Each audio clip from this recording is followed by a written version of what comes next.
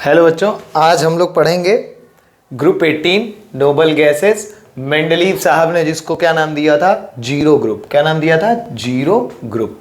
ठीक है, ये केमिकली इनर्ट होते हैं। नोबल, नोबल का मतलब ही आप समझ रहे होगे। नोबल लोग ऐसे लोग होते हैं, आइडियल लोग, जो किसी से रिएक्शन वगैरह नहीं करते हैं। इसीलिए इस ग्रुप को क्या कह दिया गया? नोबल कह दिया गया। केमिकली इनर्ट कहने का मतलब ये इनएक्टिव होते हैं, रिएक्शन नहीं करते हैं। क्यों? क्योंकि एकदम भैया कंप्लीटली फिल्ड, पूरी तरीके से एकदम सेटिस्फाइड रहते हैं, तो इनको रिएक्शन करने की जरूरत नहीं पड़ती है। ठीक है, इसमें जो एलिमेंट्स हैं वो हैं helium, neon, argon, krypton, xenon और रेडॉन। ठीक है, ये इतने एलिमेंट्स हैं। सारे के सारे क्या होंगे? गैसेस होंगे। सारे के सारे क्या हैं? गैसेस हैं। और सारे के सारे भैया केमिकली इनर्ट हैं। क्या हैं? Chemically inert. इनकी वैलेंसी क्या है? Zero valency. क्या है? Zero valency. इसीलिए इनको कभी कभी क्या बोल दिया जाता है? Zero valent elements. क्या कह दिया जाता है? Zero valent elements. आई बात समझ में? अगर हम हीलियम को छोड़ दें, हीलियम का जो इलेक्ट्रॉनिक कॉन्फ़िगरेशन है वो होता है 1s2। बाकी सारे जितने भी नोबल गैसेस हैं, इनका जो जनरल इलेक्ट्रॉनिक कॉन्फ़िगरेशन है वो होगा क्या? ns2 np6। जरा देखिए, पूरे के पूरे 8 इलेक्ट्रॉन हैं और सारे के सारे पेयर्ड रहते हैं। कैसे रहते हैं? पेयर्ड। अभी इलेक्ट्रॉन गेन एंथैल्पी के बारे में बात करेंगे तो ये उसमें डिस्कस करेंगे कुछ। ठीक है, यहां पे क्या है? सारे के सारे पेयर्ड हैं, कंप्लीटली फिल्ड है, जीरो वैलेंसी है, जिसकी वजह से जीरो वैलेंट बोला गया है। इलेक्ट्रॉनिक, अगर इसको छोड़ दें, इलेक्ट्रॉनिक कॉन्फ़िगरेशन क्या है? 1s2 और यहां क्या है? General ns2 np6। इसको कहते हैं स्टेबल इलेक्ट्रॉनिक कॉन्फ़िगरेशन। क्या कहते हैं? Stable electronic configuration. ठीक है, अगर बात करें फिजिकल स्टेट की, तो फिजिकल स्टेट में हमने बताया क्या है? गैसेस एटमॉस्फेयर में रेयरली मिलती हैं। रेडॉन मिलता है, बहुत माइन्यूट क्वांटिटी में मिलेगा। ठीक है, गैसेस होंगे और ये होते हैं मोनो एटॉमिक। कैसे होते हैं? मोनो एटॉमिक भैया। जैसे Cl2 F2 O2 ये सब एग्जिस्ट करते हैं डायटोमिक फॉर्म में। ये इस तरीके के फॉर्म में नहीं है। ये सेल्फ सेटिस्फाइड है भैया, हम हैं, हमको किसी बांड वांड बनाने की जरूरत नहीं है, हम मोनो एटॉमिक ही ठीक है, हम अकेले रहेंगे, एकाकी जीवन व्यतीत करेंगे। इसकी वजह से, ठीक है, मोनो एटॉमिक होने की वजह से ये कोवेलेंट रेडियाई इनका डिस्कस नहीं करते हैं। हम क्या डिस्कस करते हैं? वंडर वॉल रेडियाई डिस्कस करते हैं। क्या डिस्कस करते हैं? Wonder wall radii. ठीक है, कोवेलेंट बॉन्ड जब किसी से बनाएंगे नहीं तो कोवेलेंट रेडियाई डिस्कस करने की जरूरत ही नहीं है। ठीक है, अगर हम एटॉमिक रेडियाई की बात करें तो आपको पता है कि ग्रुप 1 से लेके ग्रुप 17 तक ये डिक्रीज करेगा। क्या करेगा? डिक्रीज करेगा। और जैसे ही ग्रुप 18 पे आते हैं 70 से, स्लाइटली इंक्रीज करता है। स्लाइटली क्या? इंक्रीज करेगा। क्या करेगा? इंक्रीज करेगा। ठीक है, क्यों? क्योंकि आप ग्रुप 1 से लेके 17 तक कोवेलेंट रेडियाई को डिस्कस करोगे। किसको डिस्कस करोगे? Covalent radii. वहां पे क्या करेंगे हम भैया? इफेक्टिव न्यूक्लियर चार्ज वगैरह की बात करेंगे, होगा। यहाँ पे क्या? स्टेबल कॉन्फ़िगरेशन है। यहाँ हम बात करेंगे वंडर वॉल रेडियाई। किसकी बात करेंगे? Wonder walls radii. और जो क्या है? वंडर वॉल फोर्स की बात करते हैं, वीक फोर्स होता है। तो ये क्या करेगा? न्यूक्लियस से उतना अट्रैक्शन पावर नहीं दिखा पाएगा। वंडरवॉल्स क्या है? ये क्या कर देगा?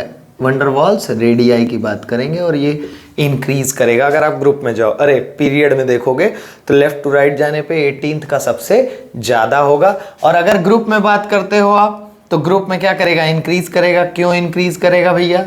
एटॉमिक रेडियाई इंक्रीज करेगी। क्यों करेगी? क्यों करेगी?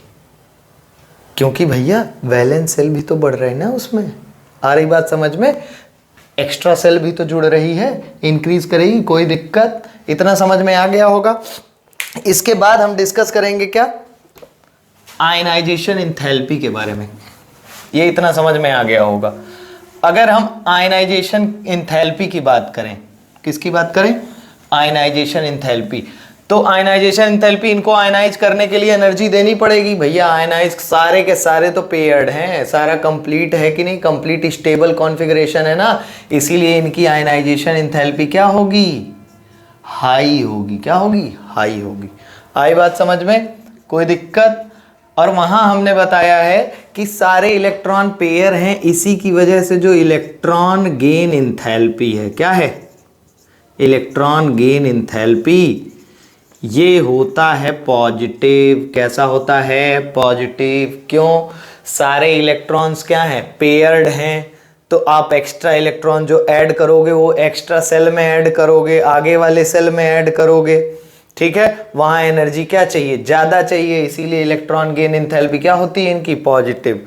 आयनाइजेशन एंथैल्पी भी इनकी क्या है, हाई है, इसीलिए रिएक्शन नहीं करते हैं, ये सारी चीजें इनकी हाई हैं। समझ में आया। मेल्टिंग पॉइंट, बॉइलिंग पॉइंट की बात करोगे तो मेल्टिंग पॉइंट, बॉइलिंग पॉइंट इनका क्या होता है, लो होता है। क्यों, वंडरवॉल फोर्स लगता है, और वंडरवॉल फोर्स कैसा होता है, वीक होता है। आ गई बात समझ में। इसके बाद के जो टॉपिक्स हैं, इसके बाद हम डिस्कस करेंगे chemical properties, chemical properties of noble gases. Noble gases को डिस्कस करेंगी। देखो भैया क्या क्या बताया मैंने, नोबल गैसेस की क्राइटेरियाज अगर आप देखो, नोबल गैसेस, ठीक है, क्या बताया मैंने, स्टेबल और electronic configuration, highest ionization enthalpy, मतलब कि no tendency to lose electrons, ठीक है। तीसरी चीज क्या बताई मैंने, इलेक्ट्रॉन गेन एंथैल्पी, ठीक है, have positive value, high positive values, मतलब कि no tendency to gain electron. देख रहे हो, तो ये केमिकल कंपाउंड कहाँ से बनाएंगे, किसी से रिएक्शन करेंगे नहीं। 1962 तक ऐसा कुछ नहीं था। उसके बाद एक साइंटिस्ट आए, नाम था उनका क्या, बर्लॉट नाम था, उन्होंने एक कंपाउंड जो डिस्कवर किया, जेनॉन PTF6, यही फर्स्ट रियल कंपाउंड है ऑफ नोबल गैस। समझ आई बात, जिनॉन प्लेटिनम फ्लोराइड। आई बात समझ में, कोई दिक्कत नहीं ना। हेक्सा फ्लोराइड नाम हम देख लेना भैया, नहीं पता चलेगा सर जी नाम ही नहीं आता है। ये आ गया, ठीक है। कह रहे हैं कि जो लोअर मेंबर्स होते हैं, हीलियम, नियॉन, आर्गन, क्रिप्टन, ये कंपाउंड नहीं बनाते हैं, तो आप मैक्सिमम कंपाउंड किसका पाओगे, जिनॉन का ही पाओगे, ठीक है। जेनॉन फ्लोराइड मिल जाएगा, जेनॉन टेट्रा फ्लोराइड मिल जाएगा, और जेनॉन हेक्सा फ्लोराइड मिल जाएगा, ठीक है। समझ आई बात, xenon fluoride, xenon tetra fluoride, xenon hexa fluoride. Temperature और प्रेशर का खेल है सारा। किसका किसका खेल है, टेम्परेचर और प्रेशर का। जेनॉन प्लस F2 कर दो, जेनॉन F2 बन जाएगा ये जेनॉन फ्लोराइड। अगर आप 673 केल्विन क्या रखते हो टेम्परेचर, और कैटलिस्ट क्या है, निकल, नॉर्मल प्रेशर है, ठीक है।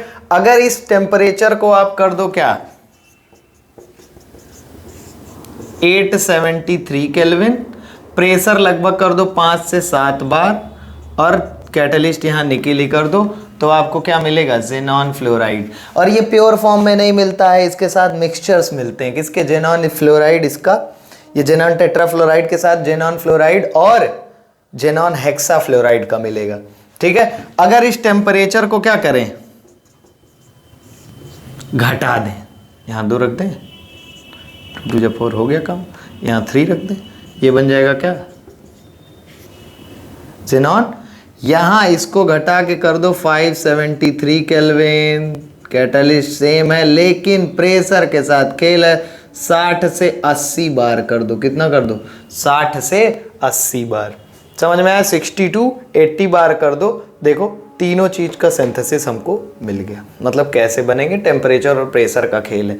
ठीक है। इसके बाद है स्ट्रक्चर। ज़ेनान के कंपाउंड्स का क्या है? स्ट्रक्चर। ठीक है, वो हम अगले वीडियो में डिस्कस करेंगे। धन्यवाद।